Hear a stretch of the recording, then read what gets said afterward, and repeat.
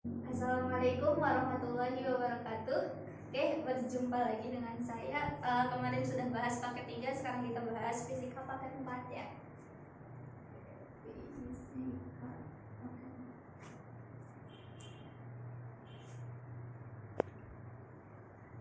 4. Oke, di paket 4 ini udah nggak ada materi lagi, tapi gladi bersih. Silahkan dibuka bukunya halaman 130. Oke, soal yang pertama. Soal yang pertama di sini ada sebuah gambar, di situ ada sebuah papan nempel di dinding terus diikat dengan tali gitu ya. Nah, disuruh nyari gaya vertikal yang dialami tiang karena menahan beban reklame itu. Nah, sepintas saya gambar dulu. Ini papan reklamenya. Masa apa tuh? Yang diketahui berat, berarti gaya beratnya W sama dengan 150 Newton. Terus di sini ada tali membentuk sudut 37 derajat. Pegang tali T. Nah, di sini di tiangnya berarti ke atas inilah gaya yang harus kita cari. Berapa gaya yang menahan beban yang dialami tiang, berarti di sini ya gaya vertikal yang dialami tiang untuk menahan beban dari berat reklame ini. Oke. Di konsep ini pakai konsep kesetimbangan benda tegar, yaitu torsi. Di torsinya misalkan kita tandai dulu ini titik A, di sini titik B, bebas kita mau pakai titik tumpuan A ataupun B, tapi kita lihat yang dicari itu adalah gaya F yang di sini ya. Jadi kita pakai tumpuannya atau pusat putarannya titik B saja. Atau di B sama dengan 0. Nah, karena kalau misalkan kita pakai titik B, maka gaya yang ada di titik B itu kita anggap 0 gitu kan. Oke, berarti di sini ada W, gaya berat reklame, di mana gaya berat di sini itu jaraknya atau tepatnya titiknya itu ada di tengah-tengah papan reklame, berarti jaraknya itu setengah dari panjangnya gitu.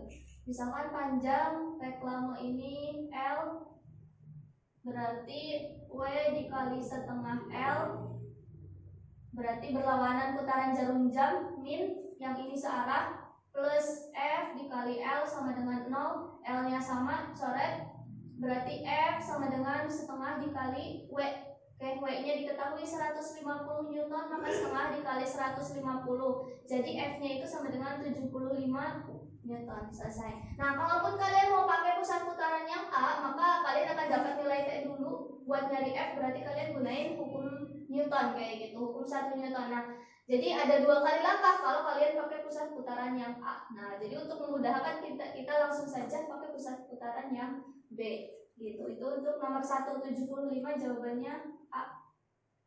Oke, lanjut nomor 2. Nomor 2 ini tentang gerak lurus GL BB. Nah, di sini diketahui ada persamaan kecepatan Vx sama dengan T-2 dan Vy sama dengan 3T plus 1. Oke, diketahui saat T sama dengan 0, saat T-nya sama dengan 0, X-nya itu sama dengan -1 dan Y-nya sama dengan 2. 1 meter, 2 meter.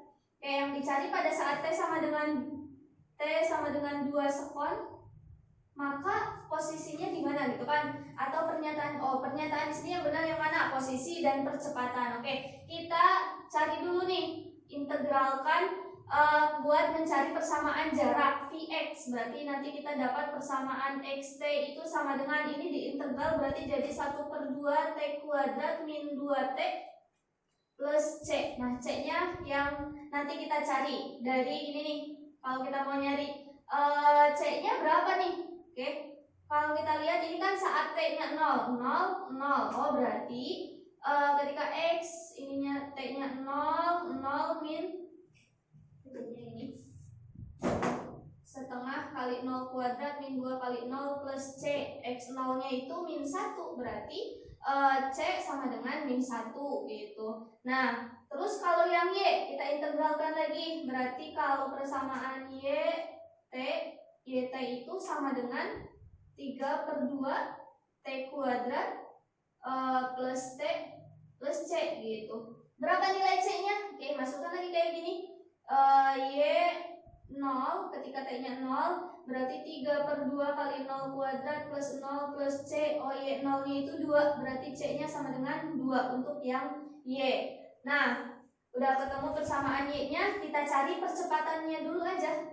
Oke, kalau tadi nyari jarak, persamaan V di integral, kalau nyari percepatan berarti percepatan itu turunan dari persamaan kecepatan. AX berarti sama dengan turunan dari Vx.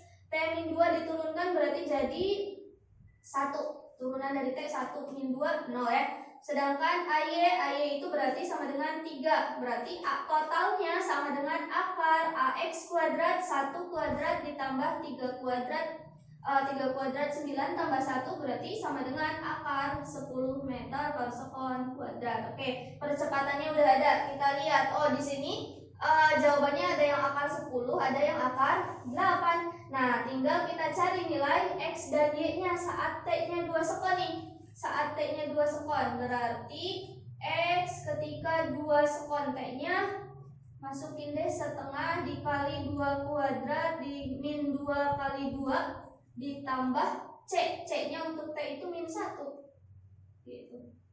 2 kuadrat 4 bagi 2 gitu kan. 2 kali 2 4 kurangi 2 berarti ini jadi min 2 dikurangi min 1 jadi berapa nih? 4 min 2 min 1 min 3 berarti ya, min 3 meter.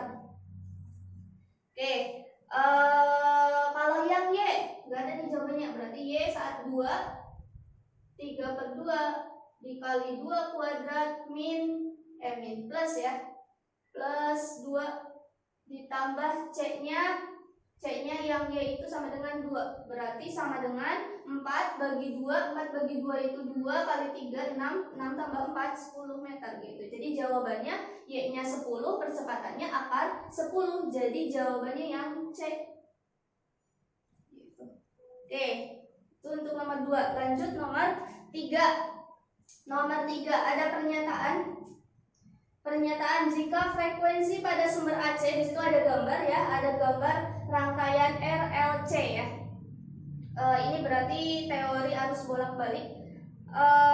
Diperbesar, frekuensinya diperbesar dengan menjaga amplitudo konstan. Lampu pada rangkaian di atas akan menyala lebih terang. Oke, lampu akan menyala lebih terang. Nomor 3, menyala terang itu jika dayanya itu besar. Nah, agar daya besar maka arusnya harus besar juga.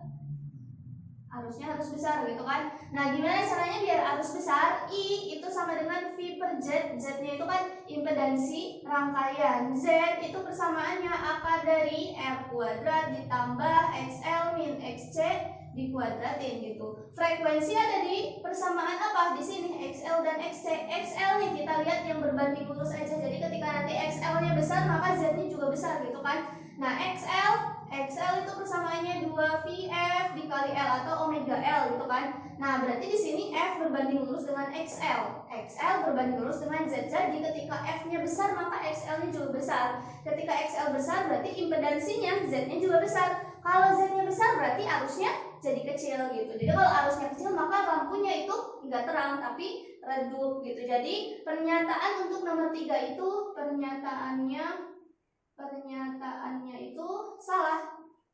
Oke, sebabnya jika frekuensi diperbesar, ini F-nya besar, maka reaktansi induktif berarti XL membesar sehingga ini benar F besar, XL besar, benar berarti ya. Sehingga sebagian arus dari sumber akan melewati lampu, mengakibatkan lampu bertambah terang. Salah ya. Tadi karena F besar, XL besar, maka Z besar. Ketika Z besar, arusnya jadi kecil, jadi lampunya enggak terang gitu. Jadi sebabnya juga salah. Salah berarti jawabannya E. Oke, terus nomor 4. Nomor 4 di sini diketahui pesawat baling-baling melaju horizontal dengan laju 100 meter per sekon. Oke, nomor 4 ada pesawat baling-baling melaju dengan kecepatan V 100 meter per sekon gitu ya. Oke, pada ketinggian 500 meter gitu kan. Di atas permukaan air laut, pesawat hendak menjatuhkan paket ke perahu yang melaju di atas permukaan air. Berarti di sini misalkan ada perahu di atas permukaan air gitu kan. Ini tuh pengen dijatuhin, otomatis kan nggak mungkin lurus aja, tapi akan gini karena dipengaruhi oleh kecepatan gitu. Ini tingginya 500 meter. Ini gerak lintasan yang dialami oleh perahu nih. Lintasannya seperti ini, agak seperti parabola gitu. Oke. Perahunya itu melaju dengan kecepatan V sama dengan 10 meter per sekon gitu. Searah pesawat, berarti kurang lebih gambarnya seperti ini gitu. Proyeksi kecepatan awal pesawat ke permukaan air segaris dengan perahu. Jadi awalnya mas segaris, perahu awal pesawat di sini, perahu di bawahnya gitu. Terus tiba-tiba bergerak gitu kan. Nah, jarak horizontal pesawat ke perahu saat paket dilepaskan agar tepat jatuh di perahu. Jadi berarti di sini kan kalau kita lihat nanti lintasan dari si paket yang dijatuhkan itu kan parabola ya. Dimana di graf parabola kita akan meninjau dua titik. Jadi nanti ada kecepatan di sumbu X, ada kecepatan di sumbu Y, horizontal, vertikal. V yang 100 dan 10 ini kan kalau kalian lihat itu mendatar. Berarti ini Vx. Ini adalah Vx gitu. Nah, yang dicari apa yang dicari? Oh, yang dicari itu jarak horizontal dari sini ke sini itu berapa gitu? X. Nah, kayak gitu. Karena kan nanti karena kecepatan ini si perahu itu lebih kecil, maka yang pesawat itu kan lebih dulu. Jadi ada selisih jarak. Nah, seperti ini nanti. Yang dicari X-nya itu berapa? 1. Oke. Berarti ini Vx, kita harus nyari apa dulu? X itu kalau di gerak parabola, X yang horizontal itu dia mengalami GLB ya, gerak lurus berat kurang. Dimana kalau GLB kecepatannya konstan alias tetap gitu. Jadi kalau kita mau nyari X itu sama dengan Vx dikali T. Berarti kalau kita mau nyari X ini kita harus tahu T-nya, karena kalau Vx udah ada. Ini Vx, ini juga Vx gitu kan. Nah, tinggal nyari T. Berarti nyari T itu dari persamaan kecepatan di sumbu Y, GL, BB. Kalau di sumbu Y kan si paket itu dijatuhkan. Namanya dijatuhkan berarti kecepatan awalnya itu sama dengan 0. Di sini udah ada ketinggian. Berarti kita pakai persamaan H sama dengan V0 T plus setengah G T kuadrat gitu. Nah, V0 kali T. Nah, V0 yang karena dijatuhkan berarti ini V0Y, bukan Vx ya. Karena ini mah mendatar, ini yang jatuh ke bawah berarti Vy-nya sama dengan 0 awalnya. Karena dijatuhkan berarti Vy-nya 0 awalnya gitu kan. H-nya 500 ditambah setengah dikali 10 dikali T kuadrat gitu. 10 coret 2 pindah ke atas. 50 kali 2 itu 100 sama dengan T kuadrat, berarti T-nya sama dengan 10 sekon gitu. Oke, Vx-nya kan ada 2. Terus diapain nih? Kalau kita lihat dari sini kalau kita analisis nih, kan kecepatan si pesawat itu 100 meter per sekon. Berarti otomatis kalau dalam waktu 1 sekon si pesawat menempuh jarak 100 meter, kalau si perahu cuma menempuh jarak 10 meter. Berarti otomatis ada selisih 90 ya. Nah, begitu juga berarti Vx yang di sininya adalah selisih dari pesawat dan perahu kayak gitu. Berarti X sama dengan 100 dikurangi 10 dikali T, berarti 90 dikali 10, jadi sama dengan 900 meter gitu. Jadi ini jawabannya 900 meter, jawabannya yang D. Oke, lanjut lagi. Tadi udah nyampe nomor 4, sekarang nomor 5. Ini masih sama pakai konsep keseimbangan benda tegar ya, perpaduan dari persamaan torsi dan hukum Newton. Kayak di sini di nomor 5 itu ada gambar tangga nyender di dinding gitu kan. dindingnya itu licin sedangkan lantainya kasar. Nah, yang dicari tepi dinding jika pipa tepat akan jatuh kan berarti dia baru mau bergerak gitu kan. Besar sudut kemiringan pipa adalah berarti pipa bukan tangga, maaf. Oke, besar sudut kemiringan berarti ini karena tepat akan jatuh ya, dia si sistem ini dianggap setimbang dulu kayak gitu. Karena ketika kalau misalkan itunya melebihi maka dia akan jatuh gitu.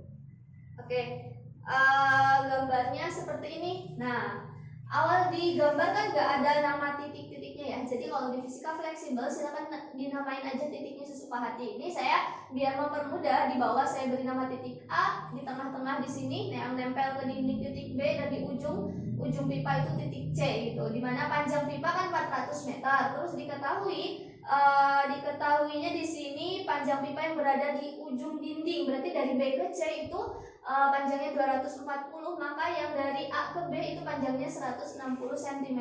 Nah, kalau dikonversi berarti yang ini 400 cm berarti itu sama dengan 4 meter.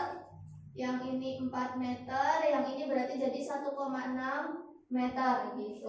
Nah, terus ada koefisien gesek tadi karena dinding licin berarti di titik B di sini gak ada gaya gesek sedangkan lantai kasar. Nah, berarti di sini mu koefisien gesek di sini adalah koefisien gesek untuk lantai. Nah, langkah selanjutnya kita gambarin dulu nih. Di sini ada gaya-gaya apa aja gitu kan? Karena si pipa ini punya massa berarti dia punya gaya berat gitu. Di sini gak ada keterangan gaya beratnya posisinya di mana, berarti dianggap pipanya itu homogen. Karena homogen maka gaya beratnya ada di tengah-tengah batang. W di sini. Tengah-tengah berarti karena panjang AC 4 meter berarti dari A ke W atau dari C ke W itu jaraknya 2 meter gitu karena di tengah-tengah. Oke. Terus tadi di sini licin berarti pada gaya gesek, tapi di lantai agak kasar berarti ada gaya geseknya di sini. Di sini ada gaya gesek. Terus karena ada benda nempel ke bidang berarti ada gaya normal N A. Ini juga sama ada NB gitu. Sudah ya, cuma itu aja gayanya. Nah, sekarang tinggal dianalisis gitu kan. Langkah pertama kita analisis pakai torsi dulu atau momen gaya. Nah, pusat putarannya mau di mana? Titik A, titik B, atau titik C? Kita pakai titik yang banyak gaya yang belum kita ketahui nilainya. Yang mana nih? Titik A, lihat titik A ada 2 gaya, ya nggak? Berarti di titik A sama dengan 0. Nah, karena buat benda yang setimbang, hukum Newtonnya pakai hukum 1, sigma sama dengan 0, dan torsinya juga harus sama dengan 0 buat benda yang setimbang. Berarti sigma sama dengan 0. Di A nih. Berarti kalau kita lihat ininya miring, berarti si gaya harus kita buat tegak lurus dulu aja ya. Dibuat tegak lurus, berarti gini. Nah, tegak lurus nih. Oke. Nah, ini kan theta ya. Di sini theta ini sudutnya berarti samanya dengan yang sini nih. Theta juga gitu. Berarti yang ke sini itu NB dikali sin theta gitu. Oke, sudah. Terus yang W nih. W juga harus tegak lurus. Set, berarti ke sini. Kalau W itu biasanya yang menuruni bidang miring dikali sin, sedangkan yang ke sini itu dikali cos W dikali cos theta gitu. Oke, W cos NB sin sudah, berarti tinggal dimasukin deh. Di titik A sama dengan 0. Sekarang yang NB dulu, set. Berarti berlawanan ya, min NB dikali sin theta dikali jaraknya dari A ke B. Tadi jarak dari A ke B itu berarti 1,6 meter sama dengan yang ini W ditambah ya searah putaran, berarti W cos theta dikali jaraknya karena tengah-tengah berarti 2 sama dengan 0. Oke, berarti W cos theta kali 2 sama dengan NB dikali sin theta dikali 1,6. Oke, kita sederhanain dulu. Anggap aja 20, 16 berarti kita bagi 4, yang ini jadi 5, yang ini jadi 4. Oke, kita cari persamaan NB. Berarti dari sini kita ketemu W gitu kan, dikali ini 5 ya, 5/4, 4-nya turun ke bawah, sinnya di bawah, sin theta, ini cos theta, sama dengan NB. Berarti NB sama dengan 5/4 dikali 5/4 dikali sin per cos itu tan, berarti W per tangen theta gitu. Oke, ini persamaan yang pertama. Oke, selanjutnya kita analisis dari hukum Newton. Di sini gayanya itu bekerja di dua sumbu ya. Di dua sumbu. Oke, di dua sumbu ada gaya yang bekerja di sumbu X, ada gaya yang bekerja di sumbu Y gitu. Oke, kita analisis yang di sumbu Y dulu deh. Berarti sigma Fy sama dengan 0, hukum 1 Newton ya. Oke, di sumbu Y yang ke atas ke bawah ada Na, ada W, berarti Na min W sama dengan 0, berarti Na sama dengan W gitu. Itu yang hukum 1 Newton di sumbu Y. Sekarang hukum 1 Newton di sumbu X. Berarti sigma Fx sama dengan 0. Di sumbu X yang ke kanan yang ke kiri berarti ada NB dan Fg. Berarti NB min Fg sama dengan 0. Oke, berarti di sini NB sama dengan Fg. Gaya gesek. Gaya gesek rumusnya mu dikali N. Nah, N-nya N apa? Karena gaya gesek ada di titik A, berarti N-nya itu sama dengan NA gitu. Oke, kita sekarang gabungin deh. Nah, persamaan yang ini NB sama dengan mu dikali NA gitu kan. NB itu persamaannya ini 5/4 dikali W dibagi tangen theta sama dengan mu itu sama dengan 0,78 dikali NA nya itu sama dengan ini, NA nya sama dengan W NA sama coret. Oke, tinggal kita dipindah ruaskan 5/4 dikali 0,78 nya di bawah sama dengan tangen theta. Oke, kita tinggal cari deh nilai tangen theta. Jadi tetanya berapa nih? Tangen theta yang hasilnya segini, 5/4, kita analisis aja. 5 bagi 4 kan 1, bagi 0,78 berarti masih 1, lebih ya gitu. Oke, kita lihat pilihan gandanya. Kalau tangen 45 itu kan 1, tangen 30 itu berarti 1 per akar 2 atau 1/2 akar 2. Nah, akar 2 itu 1 lebih ya nggak? Berarti kalau tangen 30 gak mungkin 1 lebih, tapi 1 kurang karena setengah dikali akar 2. Akar 2-nya 1 dikali setengah berarti kan 0, berarti bukan 45, bukan 30, apalagi 15 gitu ya. Berarti jawabannya antara 60 dan 75. Nah, kalau tangen 75 tangen 75 berapa tuh? 75. Kalau tangen 90 tak hingga.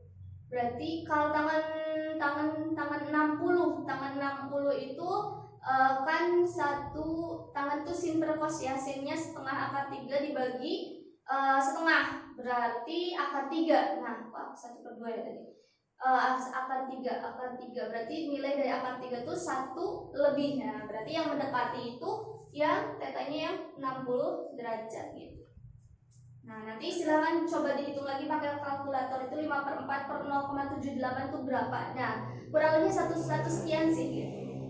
Dan tetanya 60 yang mendekati gitu. Oke, 60 jawabannya yang B. Oke, kita lanjut lagi nomor 6. Seutas pita elastis dengan tetapan elastis K, terus panjangnya L, lebarnya B. Berarti lebar di sini kita anggap luasannya gitu kan. Pipa itu dipotong memanjang sehingga terbagi menjadi 2 bagian yang sama lebarnya. Berarti misalkan awalnya pipanya seperti ini gitu kan, luasannya B gitu, panjangnya L. Sekarang kita belah gitu, jadi 2. Jadi lebarnya jadi setengahnya. Oh iya, terus disambung jadi gini gitu. Berarti lebarnya jadi setengahnya tapi panjangnya jadi 2 kalinya. Nah, yang dicari tetapan elastis. Apa sih tetapan elastis? Nah, tetapan elastis itu sama aja kayak bahasa lainnya itu sama kayak sama dengan modulus Young atau modulus elastis. Nah, sama aja, tetapan elastis, modulus Young. Nah, itu tuh masih besaran yang sama. Persamaannya nomor 6. Modulus yang itu sama dengan modulus yang itu tegangan peregangan gitu kan. Tegangan itu rumusnya F per A, gaya persatuan luas berarti F per A. Tegangan dibagi regangan. Regangan itu pertambahan panjang dibagi panjang mula-mula berarti delta L per L. L-nya ke atasin aja set gitu. Nah, jadi modulus yang persamaannya FL per A dikali delta L. Nah, sekarang diketahui untuk tetapan yang pertama itu bernilai K untuk gayanya F, panjangnya L, luasnya B, pertambahan panjangnya delta L gitu kan. Nah, sekarang yang kedua berarti modulus yang tetapan yang kedua ini modulus yang pertama misalkan. F-nya masih sama, panjangnya jadi 2L gitu. Terus luasnya menjadi setengah B per 2 dikali delta L gitu berarti ya. Nah, berarti modulus yang kedua itu sama dengan berarti 2-nya bisa pindah ke atas jadi 4 FL per B dikali delta L. Nah, ini itu persamaan K. Berarti modulus yang kedua itu sama dengan 4K jawabannya E. Oke, sudah. Terus nomor 7 selanjutnya. Nomor 7 ini tentang efek Doppler. Nomor 7 efek Doppler persamaannya Fp sama dengan Fs dikali V, ini Vp, ini Vs, ininya plus minus gitu ya. Oke. Diketahui di sini ada sebuah sumber bunyi dengan frekuensi 640 Hz. Berarti diketahui ada Fs besarnya 640 Hz. Terus bergerak mendekati seorang pengamat Vs dengan kecepatan, berarti Vs-nya 20 meter per sekon mendekati pengamat. Mendekati pengamat. Terus cepat rambat bunyi V sama dengan 340 meter per sekon. Dan pengamat bergerak menjauhi searah. Vp-nya itu berapa? Dengan kecepatan 10 meter per sekon bergerak menjauhi pengamat. Yang ini pengamat, ini menjauhi sumber. Berarti pengamat sumber. Oke, pernyataan yang benar adalah berarti biar kita gampang menganalisisnya lebih baik kita cari berapa sih Fp-nya atau frekuensi yang didengar oleh pendengar. Berarti Fp itu sama dengan ini Fs yang kita masukkan 640 dikali ininya 340, ini 340 set. Oke, PP-nya ini 10. Nah, menjauhi sumber. Nah, oke, analisisnya menjauhi sumber. Pengamat menjauhi berarti di sininya min gitu. Terus PS-nya 20 mendekat. Oke, berarti di sininya min juga gitu ya. Analisisnya seperti yang waktu itu saya jelaskan di kelas gitu ya. Kenapa min, kenapa plus gitu. Oke. 34 kurangi 2 32, 64 bagi 32 itu 2. Coret 2 ya. 34 kurangi 10, 34 kurangi 1 itu 33. 33 kali 2 660 Hz berarti gitu. Oke, berarti kita lihat pernyataan 2 benar gitu kan. Nah, terus kalau 1 dan 3 gimana nih? Panjang gelombang V sama dengan lambda kali F gitu kan. Berarti V per lambda sama dengan F. Lambda dengan F berbanding terbalik ternyata. Jadi kalau misalkan lambda di sini F-nya kalau kita lihat Fp 66, Fs-nya 64, berarti Fp itu lebih besar daripada Fs. Nah, karena berbanding terbalik maka lambda P mah kurang dari lambda S. Jadi panjang gelombang yang bunyi yang didengar oleh pendengar itu lebih kecil harusnya, bukan lebih besar. Jadi 1 salah. Nah, di sini pernyataan 3. Kalau pernyataan 3 frekuensi bunyi yang didengar pengamat makin tinggi sejalan makin dekatnya sumber bunyi dengan pendengar. Nah, ini harusnya mah benar ya. Benar. Yang apa ya? Jadi yang nomor 7 kita ralat ya. Ralat karena di sini jawaban yang benar itu 2 dan 3. 4 salah. Kenapa 4 salah? Frekuensi bunyi yang didengar pengamat tetap. Nah, harusnya karena dipengaruhi oleh kecepatan, jadi frekuensi yang didengar pengamat kalau semakin dekat berarti kan harusnya semakin besar frekuensinya karena dianalisis dari intensitas bunyi. Intensitas bunyi kan dipengaruhi oleh jaraknya. Kalau jaraknya semakin dekat maka intensitas semakin besar, frekuensi juga semakin besar. Logikanya seperti itu. Jadi 4 itu salah. Nah, jadi ya harusnya yang benar itu 2 dan 3. Nah, jadi yang nomor 7 itu khususan nggak ada jawabannya. Jawabannya itu 2 dan 3 yang benar.